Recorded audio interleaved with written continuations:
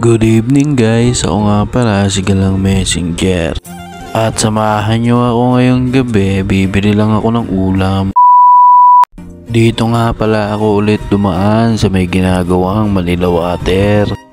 Maliit yung daan, kaya naman pinauna ko na si Bossing.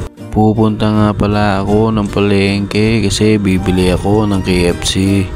Kasama ko nga pala ang aking girlfriend na si Nadine. Namiss kasi namin mag-ulam ng KFC, kaya naman bibili kami sa may palengke.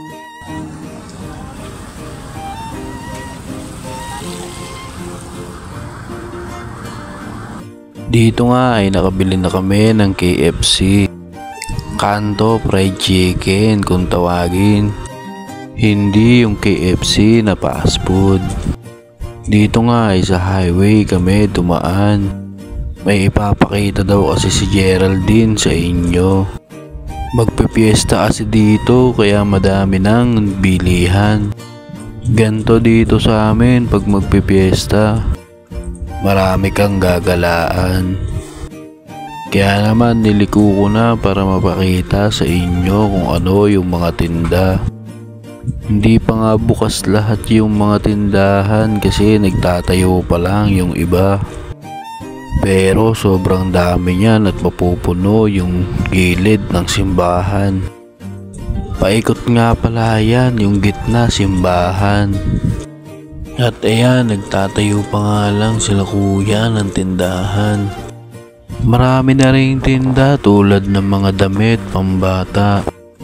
Meron din mga bilihan ng mga batya, mga hanger. At syempre hindi mawawala yung laruan ng bata. May tindahan nga rin pala dyan ng mga punda. At meron din iba't ibang pagkain o pasalubong kung dadayo ka dito. Ito nga pala yung simbahan ng San Mateo. Katapat lang siya ng munisipyo. Ngayon daw muna natin dyan. Bibili lang daw siya dito, so save. Yan. Kaya tamang hintay tayo. Customer parking only. At ayun nga, pauwi na kami. May binili lang siya saglit sa may O-Save. Dito nga ay dadaan kami sa tindahan kasi bibili kami ng tube ice.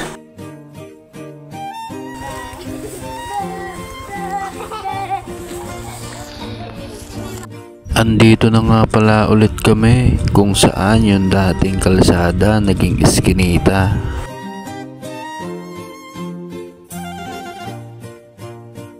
Dito nga pala kami dumaan sa may Cristo sa Yero.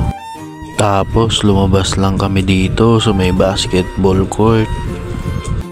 May mga naglalaro ng volleyball. At ayun, dire-diretso lang hanggang sa makarating dito sa may iglesia. Dito lang nga pala ako nakatira, kaya binuksan na ni Geraldine yung gate. Kung gusto mo ang mga video ko bilang isang messenger rider ay isubscribe mo na tong channel ko. Maraming salamat nga pala sa mga nanonood sa akin. Mag-iingat kayo palagi. Salamat.